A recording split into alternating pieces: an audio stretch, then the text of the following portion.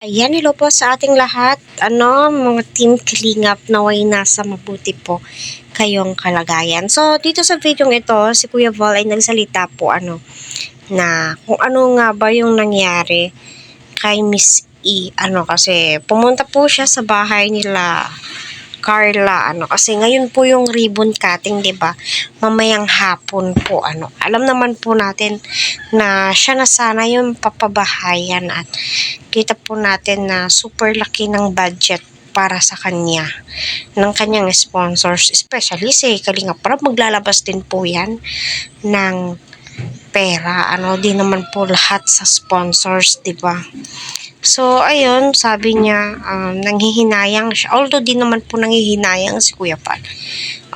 Sabi niya doon na sana may bahay na din daw po si Miss A na kagaya kay Carla. Baka mas malaki pa sa kanya kaysa kay Carla kasi kita naman po natin yung plano nila Kalinga Prab para sa bahay po niya. Ngunit ganun nga po yung nangyari.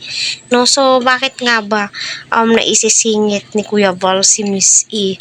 So siguro alam naman po nating lahat na lahat ng key angels ay gumaganda po talaga yung buhay po nila. Still, sumusuporta pa rin po yung mga sponsors, nagbibigay pa rin po si Kalinga Prab, scholar pa rin po sila, tagalinggo, may allowance pa rin po na ibinibigay si Kalinga Prab sa kanyang mga key angels. Yun po yung pinanghihinayangan ni Kuya Val. So, ang pagkakalam ko, matalino si Ekay. So, nasobrahan ata ito sa talino. Kaya nagawa niyang magdesisyon ng ganun na umalis sa Kalingap at nagpasulsol sa mga sponsors. So sana nasa mabuti po silang kalagayan kasi ang hirap naman pong magsabi ng hindi maganda kasi hindi naman, wala naman po ako sa kinatatayuan niya kung ano po yung hirap na pinagdadaanan po nila ngayon.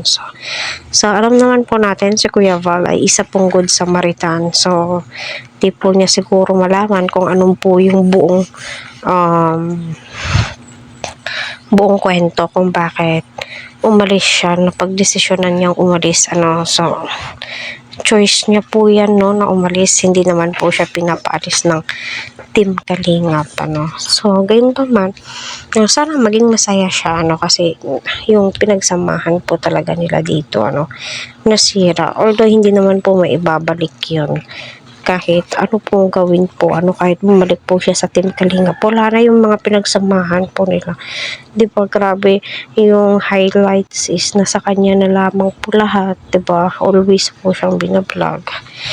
Grabe, napakarami pong nagbibigay sa kanya na sponsor, pero tila hindi pa po siya nakontento, di ba? Gayon pa man, so respetuhin po natin kung ano man po yung desisyon at pasensya na kung napapag-usapan po natin ito kasi nga, yun din po yung naisabi ni Kuya Val doon. Sayang may bahay na din po sana siya. Ngunit di po nila mawari kung ano ba yung buong kwento kung bakit umalis siya sa Team Kalingap.